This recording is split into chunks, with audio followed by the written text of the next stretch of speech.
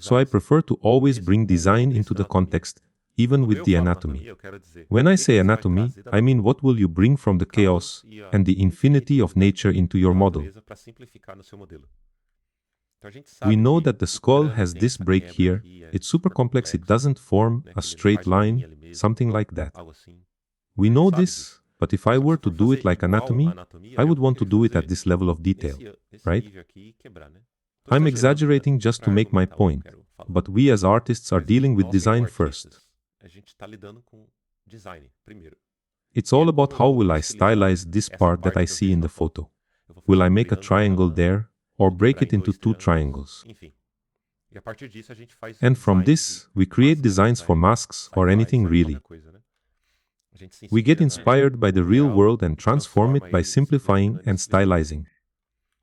So this is the second aspect when creating this face.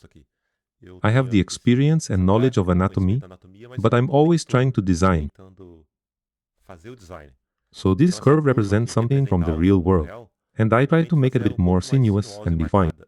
Without a doubt, for anyone looking, it starts here and ends here, leaving no doubt for the observer.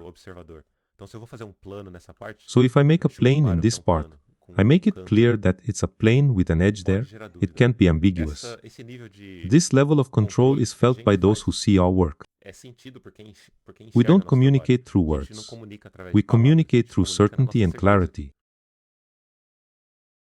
So if you go through the entire model and ask yourself, what am I doing here? Is it by accident that I got this little spot, or did I want to place it there? Even if your decision is based on something not well defined in your mind, even if you can't articulate it well, you should try having this conversation with yourself. Also, don't forget any part of the model. You will then bring clarity to the viewer. Anything that's a blemish, you try to define it. And as I said, anyone who sees it will feel this.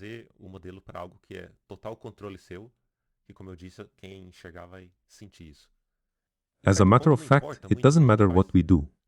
If you see any shadow or whatever, you can use it. Maybe if you just take these curves and define them, and don't leave anything behind, it's already better than forgetting them, because it shows what you intended to do. We're keeping one eye on the design and another on the contrast.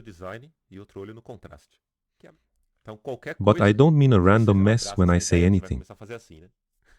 We're always paying attention to contrast, so we judge the intensity and weight of things around the model. This area does not require much attention, so keep it down. This simple line is already a design decision, so it's better than randomness.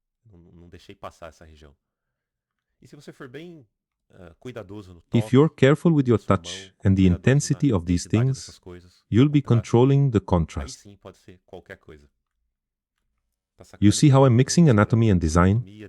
Even the process of touching the mesh all at the same time. There's no way to really separate it.